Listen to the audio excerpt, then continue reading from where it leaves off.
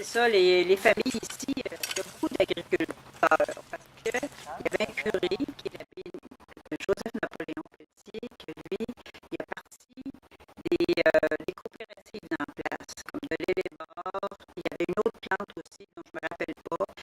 Et il y avait dans mon garage en arrière, lui, il faisait tous les métiers. Il était forgeron, il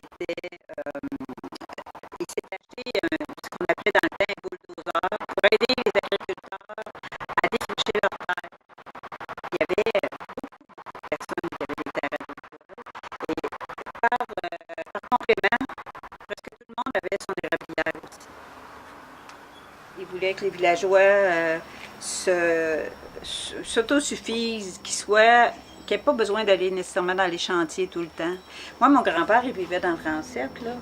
Puis son frère et lui se sont vraiment organisés pour que, comment je dirais ça, lui, il voulait pas que ses enfants, il y avait 3 ou 4 garçons, puis il voulait pas que ses enfants aillent au chantier. Ça fait que il s'est parti une boutique de forge.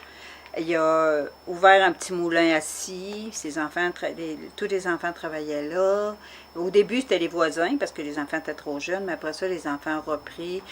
Mon grand-père faisait des raquettes. Il faisait de la ferblanterie. Tu sais, j'ai plein d'affaires qui ont été faites par lui dans mes vieilles affaires dans le garage. Là. Entre autres, les religieuses, quand elles sont parties de la paroisse, m'ont donné des moules à gâteau de noces, tu sais, 3 étages, une par-dessus l'autre, faites en fer par mon grand-père. Ouais, ici, là, c'est ça que je parlais, là, comme mon grand-père a fait. Ça, c'est une boudinière pour faire le boudin, qu'on met sur un moulin à viande. Puis ça, c'est le kit pour faire les gâteaux de noces que les religieuses avaient au couvent, qu'elles m'ont apporté. C'est un moule démontable, comme on a fait aujourd'hui. Puis il y avait les 3 grandeurs, fait qu'ils faisaient le gâteau de noces comme ça. L'autre plus petit par-dessus. Ça, c'est très, très précieux. C'est mon grand-père qui a fait ça.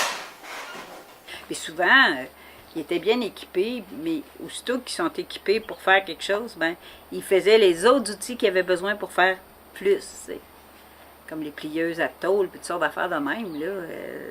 Aujourd'hui, c'est facile, là, tu t'en vas au magasin, à la quincaillerie, puis tu trouves tout ça, cette machine-là, mais dans le temps, j'aurais pas pensé, parce que même il y a quelques années, moi j'ai un garçon qui est luthier, puis il n'y avait pas les moyens de se payer les gros outils, mais il se les faisait, ces outils qu'il avait besoin. Puis quand on dit le besoin est la mère de l'invention, eux autres, c'était vraiment ça. Moi, des fois, là, j'ai des vieilles affaires, là, j'étais avec ma soeur, tantôt, je faisais le ménage dans mon garage où j'ai plein d'antiquités, là, puis je regardais les instruments les appareils pour jardiner, entre autres, là. Un croc, là, c'était une grosse plaque de fer épaisse, là, qui ont coupé comme ça, puis qui ont replié les bouts, tu sais, pour faire une main, pour travailler la terre. Tout était... Moi, là, ça me... Je pense que ça m'émerveille plus de voir ces anciennes affaires-là, là, que les gens ont toutes pensé, puis patenté, comme ils disaient, là, qu'aujourd'hui, c'est si facile d'inventer des affaires avec les ordinateurs. Tu sais. Ils font des dessins, puis après ça, ils sortent le modèle. Puis mais vraiment, c'était vraiment des pionniers, ces belles personnes-là. Ils avaient tous chacun leur rôle, ils se complétaient, ils s'échangeaient des choses. Je sais que nous autres, chez nous, on n'avait pas de moutons. La plupart des gens avaient leurs moutons. Sauf que nous autres, on n'avait pas, mais ils se faisaient de l'échange. Tu sais, il y avait, entre autres, une grosse industrie de Nicolette. Il paraît qu'elle est encore vivante. Quand j'étais jeune, là, ma mère, elle ramassait ses échifres, là, elle faisait ses vieilles affaires de laine en petits bouts, là, puis ils envoyaient ça là. Puis eux autres, en retour, ils leur donnaient des couvertures de laine. Il n'y avait pas d'argent qui circulait vraiment. C'était des échanges partout. Il y en a un qui avait trop de patates, l'autre avait trop de carottes. Ça changeait ça. Puis les grands jardins, là, ici, j'essaye de recréer ça un peu. Là.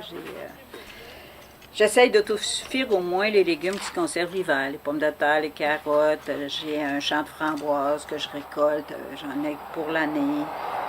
Là, j'ai parti de l'ail, l'oignon, c'est pareil, on sème tout ça, puis ça se conserve l'hiver. Fait qu'on a tout ce qu'il nous faut en frais de légumes racines, entre autres, les navets, puis plein de choses.